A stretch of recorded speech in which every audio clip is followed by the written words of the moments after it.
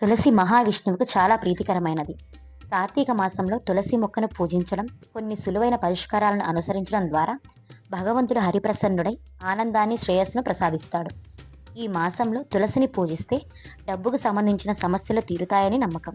అయితే కార్తీక మాసంలో తులసితో ఎలాంటి సమస్యలు తొలగిపోతాయి ఇప్పుడు తెలుసుకుందాం. కార్తీక మాసంలో తులసి మొక్కను విష్ణువుతో పాటు పూజిస్తారు. శ్రీ మహావిష్ణువు, లక్ష్మీమాత తులసి పూజతో ఎంతో సంతోషిస్తారు. గృహ సంతోషం, ఆర్థిక ఇబ్బందుల కోసం కార్తీక మాసంలో తులసిని తప్పకుండా పూజించండి. దీనితో పాటు విష్ణువు, లక్ష్మీదేవిని కూడా పూజించాలి. కార్తీక మాసంలో తులసి మొక్కకు రోజు నీళ్లు సమర్పించి సాయంత్రం మొక్క దగ్గర నెయ్యి దీపం వెలిగించాలి. ఇలా చేయడం వల్ల ఇంట్లో సుఖ సంతోషాలు, దారిద్ర్యం తొలగిపోతాయని నమ్మకం. అంతేకాకుండా ఈ మాసంలో తులసి మొక్కకు పచ్చిపాలను కూడా సమర్పించవచ్చు. వాస్తు ప్రకారం తులసి మొక్కను ఎల్లప్పుడూ ఉత్తరం లేదా ఈశాన్య దిశలో నాటాలి. దీనితో పాటు ప్రతిరోజు ఉదయం, సాయంత్రం తులసి పూజ చేయాలి. సూర్యాస్తమయం తర్వాత తులసి ఆకులను తీయకూడదు.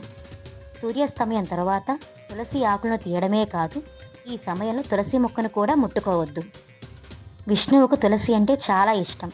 ఈ మాసంలో మహావిష్ణువు పూజ సమయంలో తులసి రేకులను ఆయనకు సమర్పించవచ్చు. ఇలా చేయడం వల్ల లక్ష్మీదేవి, విష్ణువు అనుగ్రహం లభిస్తుందని, కుటుంబ సభ్యులు సంతోషం, అదృష్టం పెరుగుతాయని నమ్ముతారు.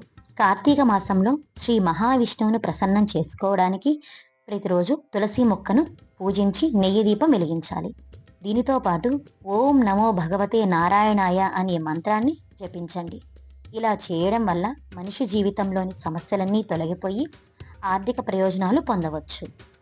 ఓం నమో భగవతే నారాయణాయ, ఓం నమో భగవతే నారాయణాయ, ఓం నమో భగవతే నారాయణాయ.